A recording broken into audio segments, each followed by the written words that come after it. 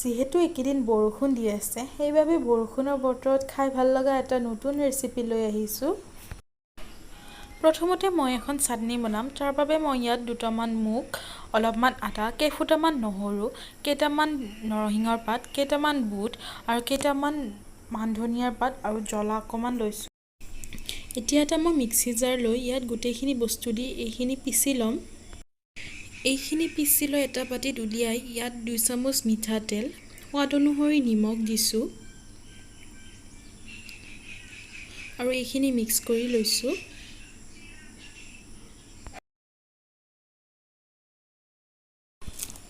এতিয়া মই 4টা আলু বাকলি গুচাই ইয়াত সৰু সৰুকৈ কাটি লৈছোঁ। আলুখিনি ভালকৈ ধুই কুকাৰত 3-4টামান হুইচেল মাৰি লৈছোঁ।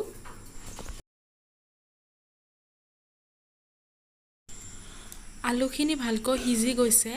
সিজি যোৱাৰ পিছত এটা বাচনত উলাই লৈছোঁ আৰু এইখিনি ভালকৈ হাতেৰে পিটিকি লৈছোঁ। আলুখিনি ভালকৈ পিটিকা হৈ গৈছে।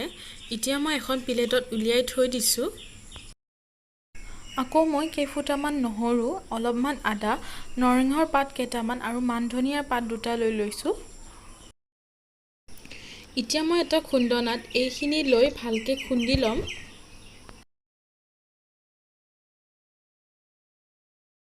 এতিয়া মই ইয়াত খুন্দি লোৱা আদা নহৰুখিনি আৰু এটা পিঁয়াজ সৰু সৰুকৈ কাটি লৈছোঁ। এতিয়া মই কেইচামুচমান বেচন লৈ লৈছোঁ।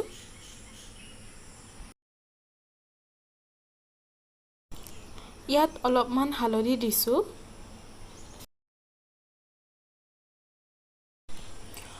অলপমান বেকিং সোডা দিছোঁ আৰু সোৱাদ অনুসৰি নিমখ অলপমান দিছোঁ। এতিয়া এইখিনি মই মিক্স কৰি ল'ম আৰু ইয়াত অলপ অলপ পানী দি এইখিনি গুলি থাকিম।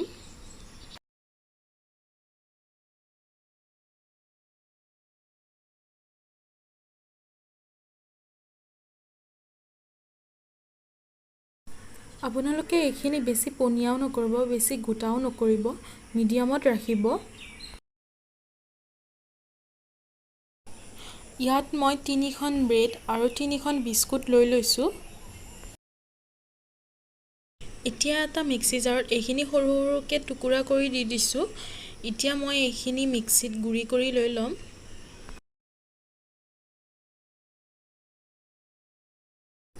বিস্কুট আৰু ব্ৰেডখিনি ধুনীয়াকৈ গুড়ি হৈ গৈছে। এতিয়া এইখিনি মই এখন প্লেটত উলিয়াই ল'ম। এতিয়া মই এটা কেৰাহী লৈ লৈছোঁ। ইয়াত অলপমান তেল দি লৈছোঁ আৰু তেলখিনি গৰম হ'বলৈ দিছোঁ। এতিয়া মই ইয়াত পিঁয়াজখিনি দি দিছোঁ আৰু পিঁয়াজখিনি গুলপীয়া হোৱালৈকে ভাজি থাকিম। পিঁয়াজখিনি ধুনীয়াকৈ গুলপীয়া হৈ গৈছে। এতিয়া মই আদা নহৰু কৰি থোৱা পেষ্টখিনি দি দিছোঁ আৰু অলপ সময় ভাজি থাকিম। এইখিনি অলপ সময় ভজা যোৱাৰ পিছত ইয়াত মই কৰি থোৱা চাটনিৰ পেষ্ট অলপমানো দি দিছোঁ। এতিয়া ইয়াত মই অলপমান হালধি দি দিছোঁ।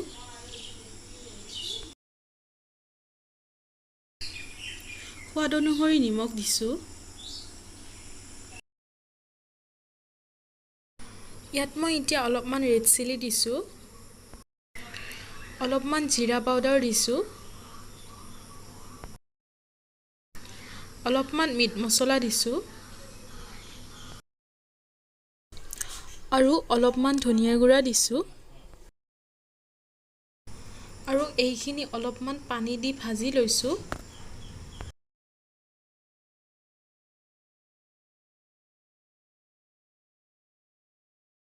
এতিয়া ইয়াত মই আলু পিটিকাখিনি দি দিম আৰু অলপ সময় ভাজি ল'ম।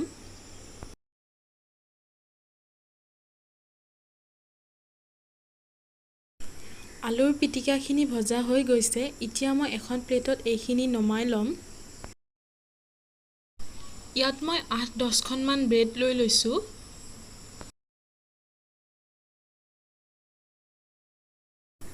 এতিয়া এখন ব্ৰেড লৈ লৈছোঁ, ইয়াৰ ওপৰত অলপমান পানী দি লৈছোঁ।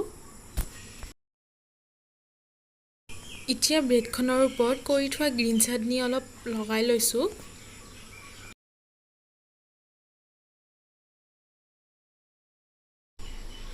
ইয়াৰ ওপৰত আলুৰ পিটিকাখিনি দি দিছোঁ।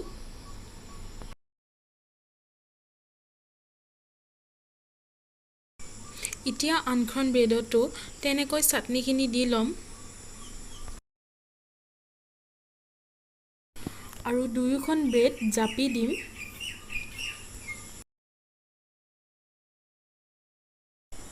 ব্ৰেডকেইখন মই তিনিকুণীয়াকৈ কাটিছোঁ। আপোনালোকে নিজৰ ইচ্ছামতে বিভিন্ন ধৰণে কাটি ল'ব পাৰে। এতিয়া ব্ৰেডখনত বেচনৰ ঘোলটো লেটিয়াই লৈ লৈছোঁ। তাৰপিছত ব্ৰেডখনত বেচন আৰু বিস্কুটৰ গুড়ি লগাই লৈছোঁ।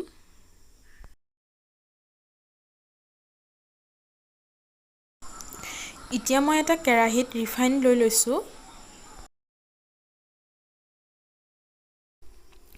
এতিয়া ব্ৰেডখিনি ৰিফাইন তেলত দু চাইড ৰঙা হোৱালৈকে ভাজি ল'ম।